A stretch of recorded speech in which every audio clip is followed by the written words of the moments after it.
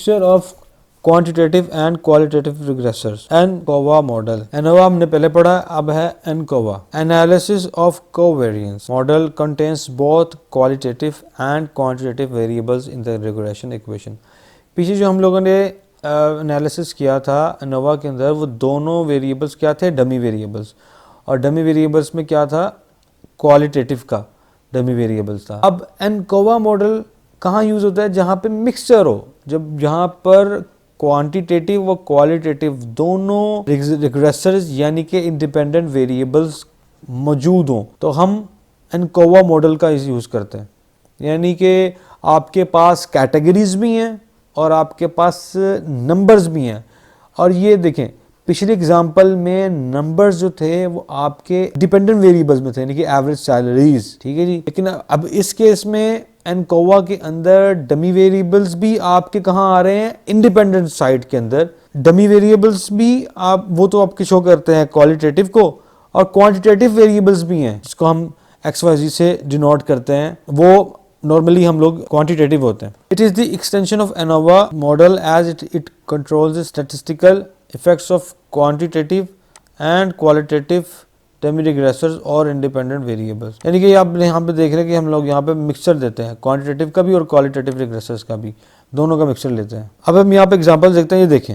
अब हम एग्जांपल्स को पहले स्टडी करते हैं। डिपेंडेंट वेरिएबल, इंटरसेप्ट, ये डमी 2 का डिफरेंशियल इंटरसेप्ट कोएफिशिएंट आ गया, ये डमी वेरिएबल आ गया, ये डमी वेरिएबल और उसका डिफरेंशियल कोएफिशिएंट आ गया। अब ये देखें, यहाँ पर कोएफिशिएंट आ गया, ये आपका है क्वांटिटेटिव वेरिएबल और ये एरर टर्म। अब हम एग्जांपल्स देखते हैं, एग्जांपल में है क्या। अच्छा, इसमें ये है कि average salary of public school teachers में not be different in 3 region if we take into account any variable that cannot be standardized across the region. Consider, for example, the variable expenditure on public schools by local authority. पिछली ही examples को ये आगे लेकर चल रहा है। इसमें हम लोगों ने ये वेरिएबल इंक्लूड किया है x का, जो कि x क्या है, स्पेंडिंग ऑन पब्लिक स्कूल पर प्यूपिल। अब हम लोगों ने टीचर्स की एवरेज सैलरी में जो इक्वेशन थी, हम लोगों ने उसमें इंक्लूड किया है कि स्पेंडिंग कितनी हो रही है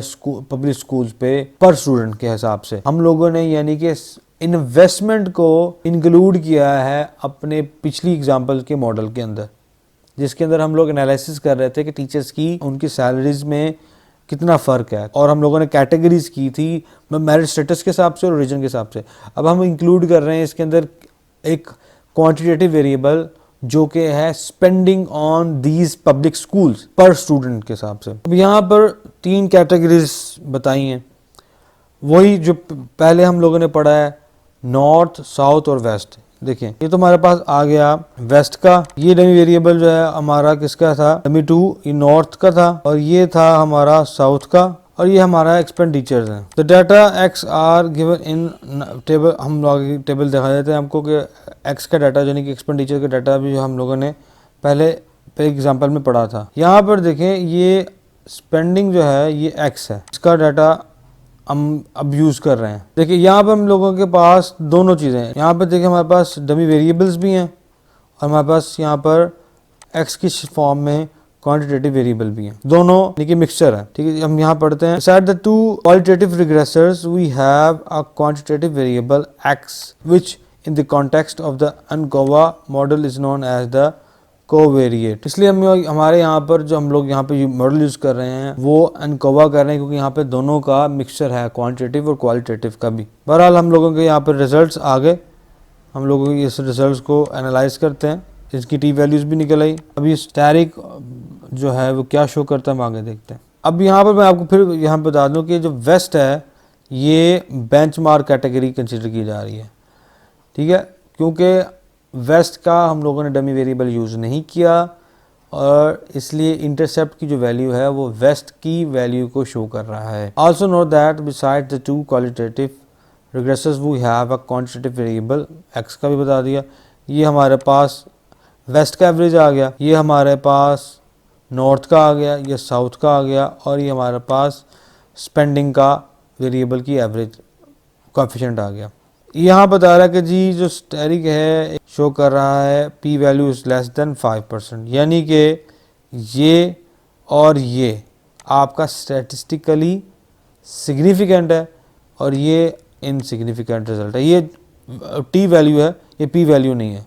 पी वैल्यू का उन्होंने सब नीचे बता दिया कि पी वैल्यू को डिनोट कर रहा है, ठीक है जी। तो ये उन्होंने बता दिया। As these result suggest ceteris variables, इसका मतलब ये है कि other than these variables everything is considered to be the constant.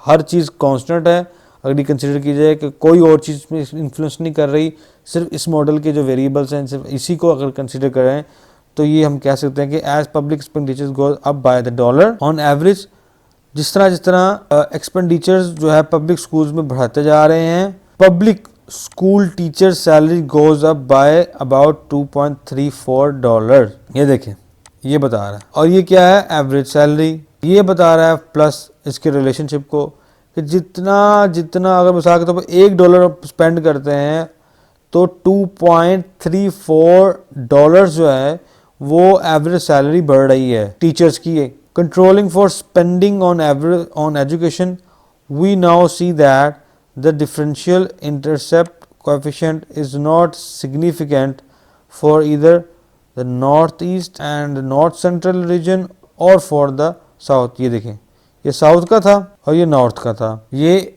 Insignificant है दोनों और ये आपके सिग्निफिकेंट है। These results are different from those equation हम लोगों ने जो पहले पढ़े थे, जिसके अंदर हम लोगों ने इस वेरिएबल्स का इस्तेमाल नहीं किया था तो हमारे रिजल्ट्स कुछ और आ रहे थे।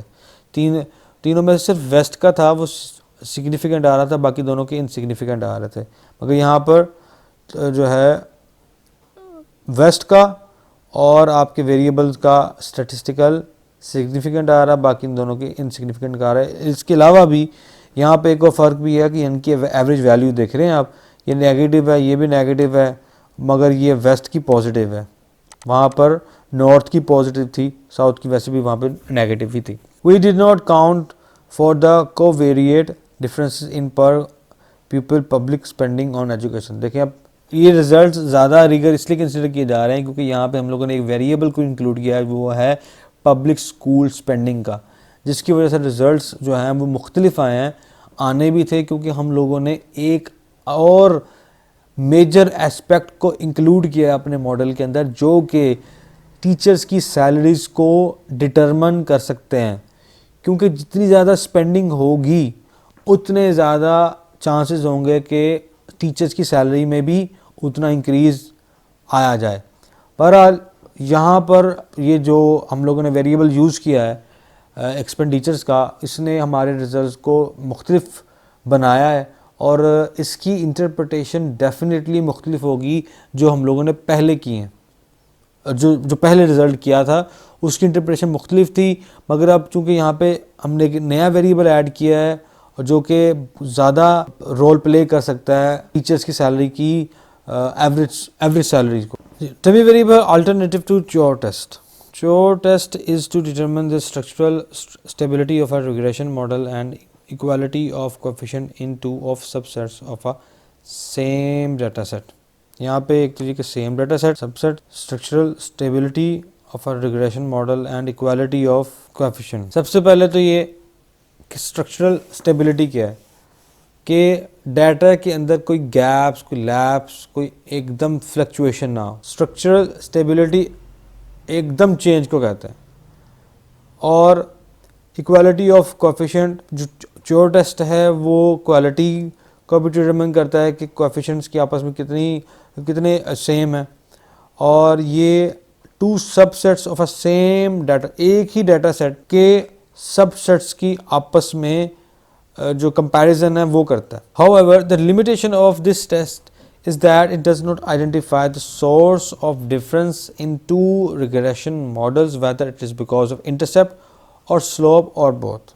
देखिए Chow टेस्ट जो है वो सिर्फ ये बताता है कि दो ग्रुप्स के अंदर जो इनका ट्रेंड है, जो इनकी रिग्रेशन लाइन है, उसमें क्या फ़र्क है बस।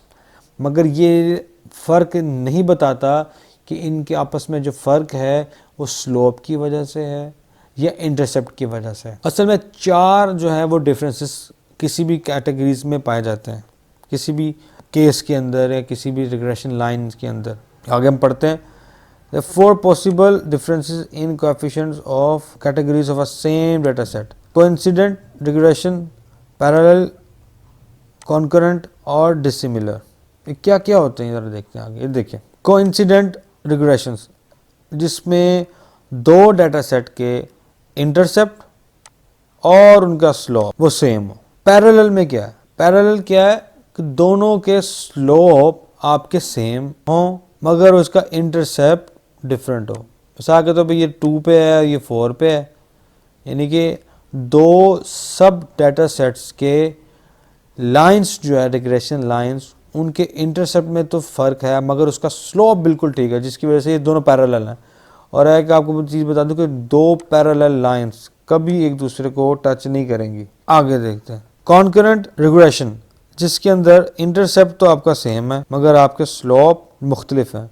स्टार्टिंग पॉइंट सेम है मगर आपका स्लोप जो है वो डिफरेंट है. इसी तरीके से डिसिमिलर, डिसिमिलर तो वैसे ही बताया कि बिल्कुल ही मुख्तलिफ हो, बिल्कुल इसमें कोई मुफासलत ना पाई जाए. कोइंसिडेंट रिग्रेशंस सेम स्लोप और इंटरसेप्ट. पैरेलल में स्लोप सेम है मगर इंटरसेप्ट मुख्तलिफ हैं. कॉन्करेंट के अंदर आपके इंटरसेप्ट सेम है मगर स्लोप मुख्तलिफ हैं.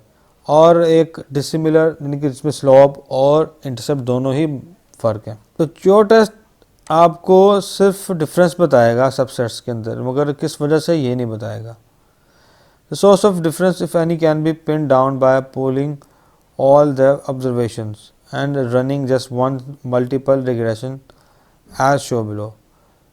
अब देखिए डमी वेरिएबल का जो यूज़ है ना, ये आपको बता देगा कि आपका स्लोप या इंटरसेप्ट में फ़र्क है या दोनों में फ़र्क है, दोनों की वजह से फ़र्क है, जो भी है ये बताएगा आपको डिटेल्स के साथ. ये एक इक्वेशन है जिसमें हम लोग y कंसीडर कर रहे हैं सेविंग, x कंसीडर कर रहे हैं हम इनकम, और t यहाँ पे डिनोट कर रहा है टाइम के हवाले से.